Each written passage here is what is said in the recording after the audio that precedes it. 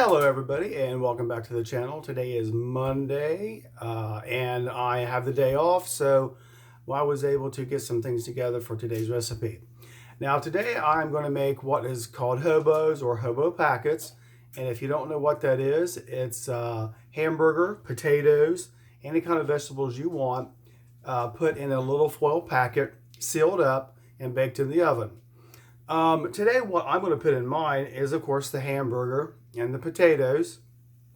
I'm going to use corn and green beans. They're from frozen and that's going to work just fine.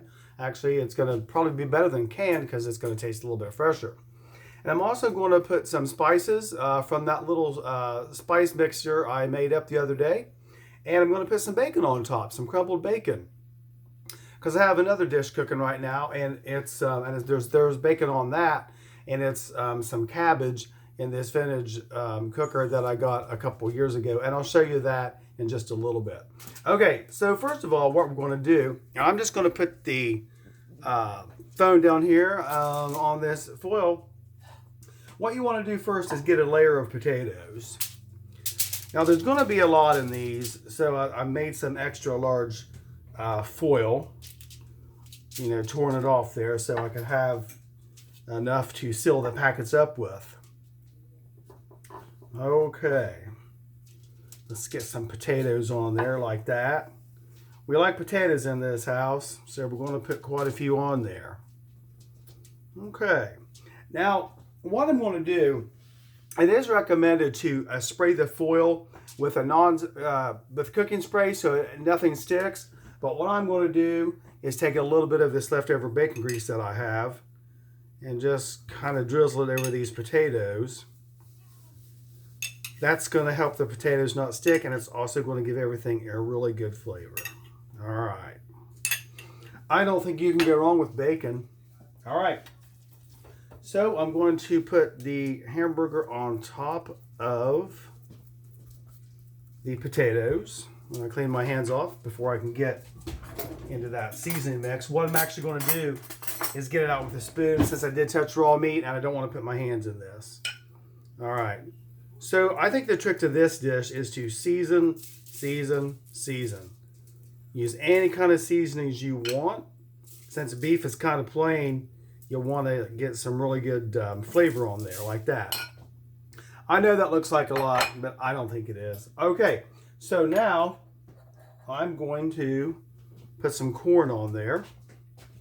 And let's get a spoon for that. Now, it's going to be a little bit messy when you make this, but that's all right. And you know what I'm getting ready to say, don't you? It doesn't have to be pretty. It just has to taste good. All right. And I'm just going to use the same spoon for the green beans here. So let's get some green beans on it. And they're going to fall all over the place, but that's all right. It's going to be sealed up in this packet.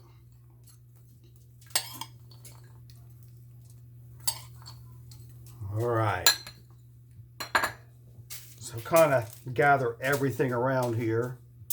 Now what you're going to do is bake this in a 400-degree oven for about 30, 35, 40 minutes. Since there is going to be a little bit of extra food in here, I'm going to probably go more towards 45. And here's the crumbled bacon. As promised, it's going to go on there. It's going to give it a really good flavor. All right. So now what you want to do, when you seal these up, you do want to get a really good seal in there. You don't want to tent it or anything like that. Just fold everything over, okay? And this doesn't have to be folded up real pretty or anything like that. You just want to get a good seal. So I'm just going to bring it together like that. And like that. Seal that up. Just like that. All right. So now I'm going to work on the other one. So we're going to actually put some more potatoes on there, just like we did before.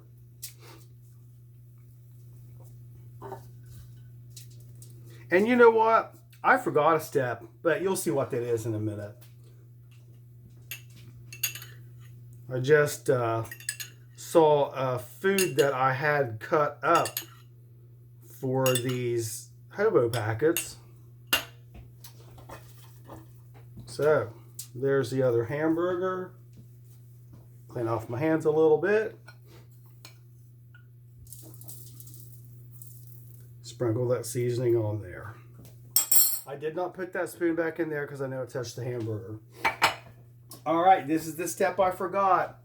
So I'm going to go ahead and put this on here like this. These are some cut up onions, and they are really good in these Hobo packets. And I'm going to put a lot of them on there. And I'm not going to do it right now, but I am going to reopen that other package before I put it in the oven and put some onions on there. I got in too big of a rush. All right. It's all right, I guess. So, corn for this one. Now, I've seen this recipe used with carrots, any vegetable you want, really. You don't have to use anything at all. If you just want to do hamburger and onion, or hamburger by itself, hamburger and the bacon, whatever, it'll work. So here is some of these green beans for the second packet, which has the onions on there.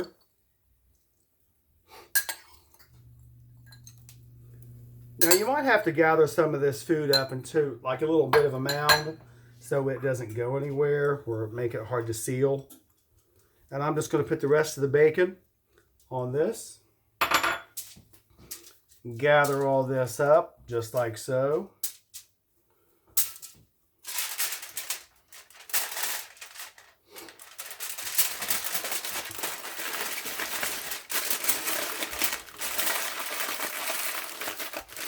All right. So you seal that down. It doesn't matter if everything is all squashed together because you kind of want it to be. All right, now there's a couple different ways you can do this. And some people put, when they put these packets in the oven, they put the seam side down. I've done that and I haven't had good luck with it because it seems like they leak and I don't want to make a big mess in the oven. So I'm just going to put these right side up, but I am going to use a baking sheet in the oven regardless, just so we don't have a big old mess. And like I said with the other packet that I put together first, I didn't put the onions in that, but I'm going to open it back up before I stick them in the oven so we can have onions in that one too. All right, now I do want to show you this other dish that I'm working on. I wanted to make a couple different things today because I don't know if I'm going to have a video tomorrow because I do have to work, but I might do a video in the morning before I go to work. I might do a video at tomorrow night when I get back from work. We'll see what happens. All right, so what I have in this vintage cooker, what I'm going to show you this in just a minute or two. I cut up a head of cabbage, so we're going to have some cabbage too. And I put some of the diced fried bacon that I made this morning on top of that. Now, how I make my cabbage, I don't put a lot of liquid in there because I think it makes it too soupy. And cabbage has a little bit of water in it anyway, so as it cooks, it's going to release that water, and it's also going to cook down. And I like my cabbage to have a little bit of a sear on it. And if you've ever had cabbage that's maybe a little brown after it's been cooked, that gives it a really good flavor.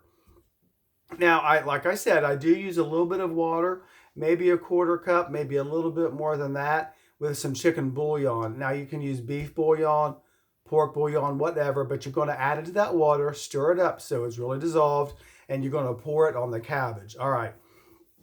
So I'm going to point the camera down here so you can see this vintage cooker. And let me pull the camera back a little bit. Okay.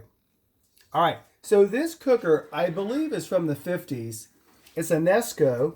And I got this at an antique mall that was going out of business. And I got it really cheap. I don't know.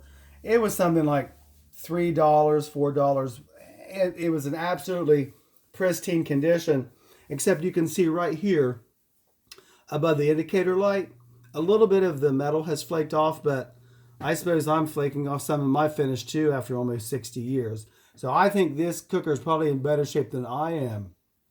All right, so I'm going to show you the cabbage. I'm just going to put the camera back up here. I'm going to take this lid off, and as you can see, it's vented. All right.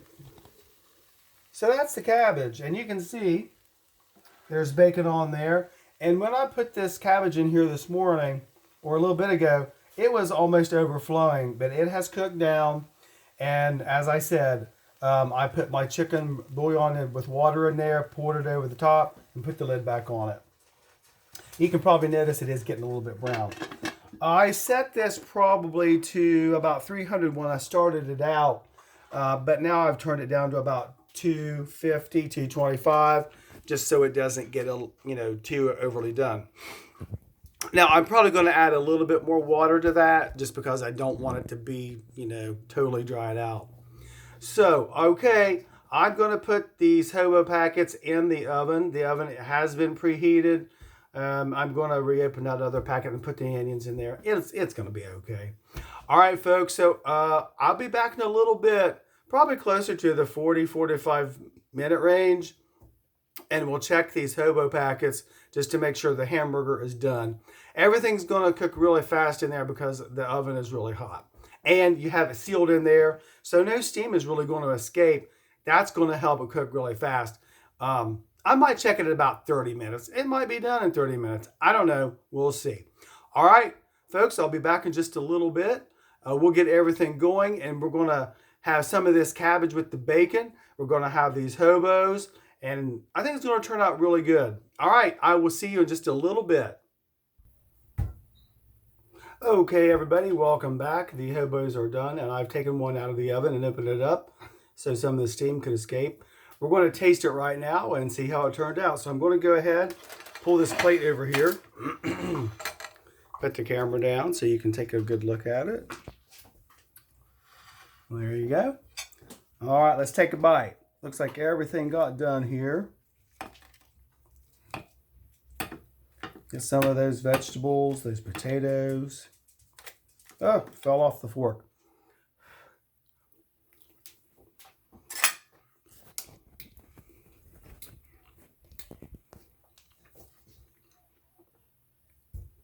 That's really good.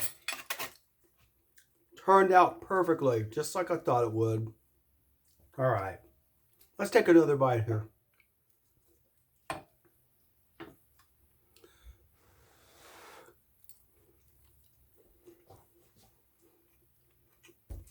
I like it.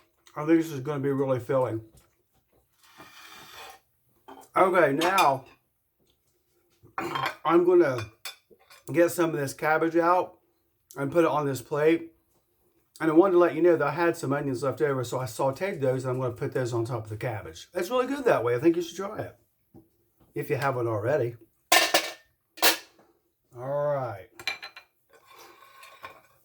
So let's get some of this cabbage out of here.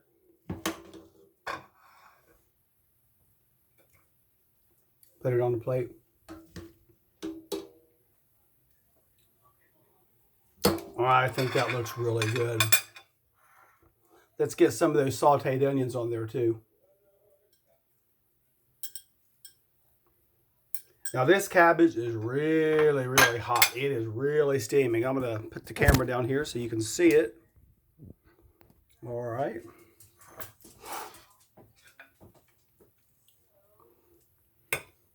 Let's try this cabbage. Okay.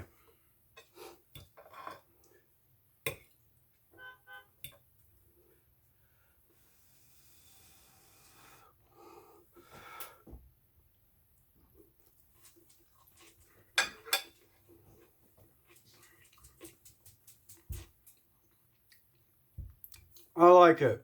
That turned out really good too. That's not too soggy. It's still a little bit crisp, just the way I like it.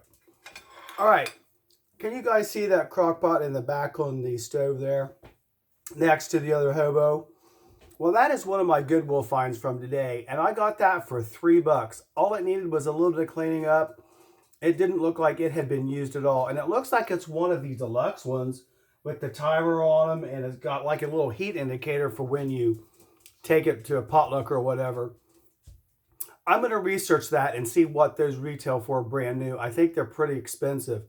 I've been kind of looking for one of those and really haven't had any luck finding one in this good of shape. All I had to do was just clean the outside a little bit with some 409. I took the crock out of it, washed that and the lid in really hot soapy water, and cleaned it perfectly. And I did turn it on. The timer works and it heats up just like it should. Okay, folks. If you'd like to see more of that Goodwill find there, I might do a little bit of another video later. We'll see. But for right now, we're going to eat this cabbage. We're going to eat the rest of this supper, these Hobo packets. And I'm going to think of some more video ideas for you, possibly tomorrow morning or maybe tomorrow night when I get home from work. All right, everybody. Oh, I want to let you know that this video is going to be longer than 15 minutes. I think I've got everything figured out on how to upload longer videos without having to do some really bad editing job. So we'll see how this turns out. I do think I mastered the fine art of, technology. Anyway, all right. I'm going to get out of here for right now. We're going to finish up this supper. And in just a little bit, I will get this uploaded. And if you like the video, like it. If you want to subscribe to the channel, I'd really appreciate that too. That does help me out. And as always, I'm going to say this. I know I said it earlier. It doesn't have to be pretty. It just has to taste good. Everybody, have a wonderful night. Take care. Be safe. And we'll see you next time on Let's Cook It. See you later. Bye-bye.